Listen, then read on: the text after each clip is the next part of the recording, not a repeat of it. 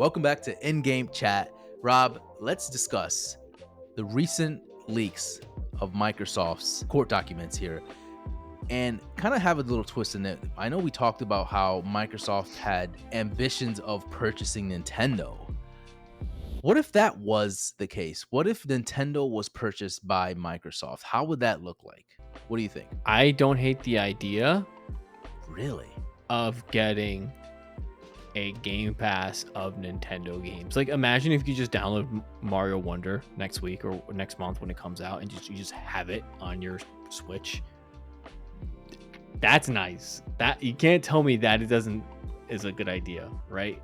But let's be honest, like it would never ever happen. But it's nice to think about that we could possibly get, even if they had Game Pass on Switch. I like that idea. Do you? That does sound like a nice idea, but I don't think, regardless of how you receive these games, I don't think it'll end up being a good decision.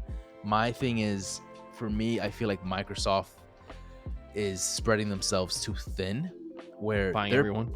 buying left and right, and they're going hard with trying to acquire these studios. At one point, if you imagine if they did purchase Nintendo, like the amount of titles that they have to kind of juggle along with the acquisition with Activision and Bethesda, that's going to cause a lot of like reaching for talents and making sure that the talents that are needed for Nintendo titles, the quality that Nintendo titles delivers stays the quality that it delivers. You know what I mean? Oh, And yeah. so for that to happen, I feel like it'll tarnish that type of quality that we know Nintendo is capable of, right? And that's my only gripe. That's my only issue. I feel like at some point you're gonna start losing that like charm of what Nintendo has. And I can imagine those B-list titles that Nintendo likes to kind of throw out. Splatoon, for example, comes to mind. I feel like Microsoft is just gonna be like, yeah, let's cut that, because it's not. I mean, it probably does a decent amount, but not probably to the expectation of what Microsoft wants. Right. So you'll start slowly seeing those titles kind of go away. Our Pikmins will go away. Would they go away? Pikmin, 1000%. I feel like that would be going away. But that's what I mean. I feel like those things. I mean, take a look at, for example, Embracer Group. Perfect example right now, where Embracer Group has been gobbling up all these type of different studios to the point where now they're doing a bunch of layoffs. But like that's kind of like where I see Microsoft heading if that was the case, right? Because right now they're managing a lot of studios, right? They're managing Bethesda, they're managing Activision. For them to like, and on top of that, they're dealing with their own first party studios, right? And it's just gonna be too much. And I feel like it's gonna be hard to manage, delegate all these types of studios and all these types of new IPs that are going to come out soon. Yeah, and I think it would lose its charm. There'd be a lot to juggle. I don't even know what the hardware would look like. I think it would be a benefit to hardware. I think Microsoft would be like, well, this is just going to become like our handheld section, right? Like we're just going to put Halo or Call of Duty on handheld, and this is what's going to be. And it would just kind of turn into a shell of its former self. I think Nintendo the way it is because it keeps that weird Nintendo charm, that secret sauce that they do. And then once someone else acquires them, the secret sauce is gone, right? It's not going to be there anymore. It is crazy to think about that Phil Spencer actually thought or was thinking about like maybe this is something we can do. And it's like, I don't think Japan would ever let go of that Nintendo, because it is part of the culture at this point, right? Like, when you think Japan, you think Nintendo. You don't think Sony right off the jump of your head. You think Nintendo. Sony has slowly become more westernized.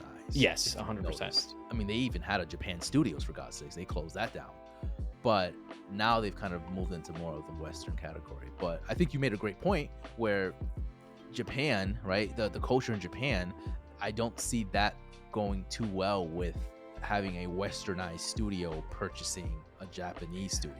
Right. Plus, there'd be so much blocks in place with like governments and stuff like that, kind of like with Activision Blizzard, and they'd just be like, "Nah, you can't do this, man. You're not." Let's look at Nintendo, like per se, right? Like kind of deeper into Nintendo. Nintendo's profits right now, I'm sure, are off the charts. we just left Tears of the Kingdom right now, right? And that sold amazing. That like they're doing super well with the Switch right now. People are anticipating the Switch 2. They just have too much goodwill right now, and they would be foolish to kind of give that up and kind of just sell out, right?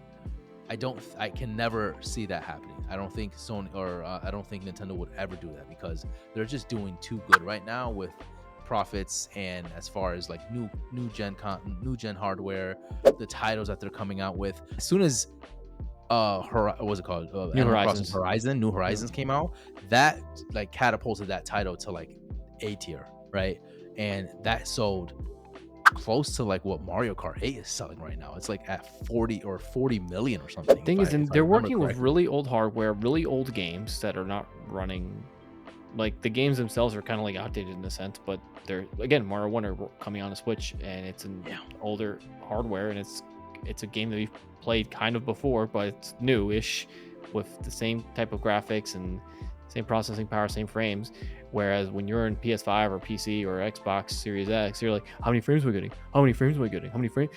When you play Nintendo, you're like, I don't give a shit how many frames I'm getting. Like, it's just out the window. This is a great point too. They do an excellent job of optimizing their games. If you look at how much space Tears of the Kingdom takes up, it's like nothing compared to games like PS5 titles, Xbox titles, whatever it is.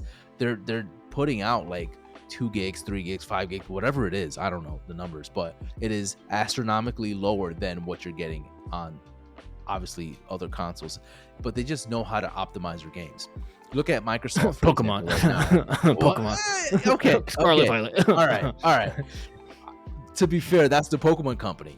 Yeah, right. That's not. Yeah, but still, it shows how well they know how to make titles and how they know their craft, right? Microsoft, on the other hand, they're still kind of figuring that out. They're still trying to understand what their like legacy is, right? They're playing with their identity. They're trying to become the biggest thing in gaming since sites. Yes. Yeah, I mean, it comes to mind like Starfield. Hi-Fi Rush was a good, like, it came and went. Obviously, that's another game we beat. By the way, we were talking about that earlier. That's another game we beat this year. But then also, I think the biggest one is gonna be Hellblade. I think Hellblade is a big identity one. Like, if they knocked it out of the park, they'd be like, Microsoft, that's it right there. If they ever did acquire Nintendo would lose its identity, because you can't. And Microsoft, stop trying to buy everyone. Stop. We're done. Let's cut it out. We're done. Well, I will say Nintendo will finally have a decent party chat. You're right. If they did, that is something, man. You know, and decent online, and decent online. You got to think of the positives here. You're right. There we go. All right, scoop them up. You know what? Let's talk. Let's talk about this, because this could be something.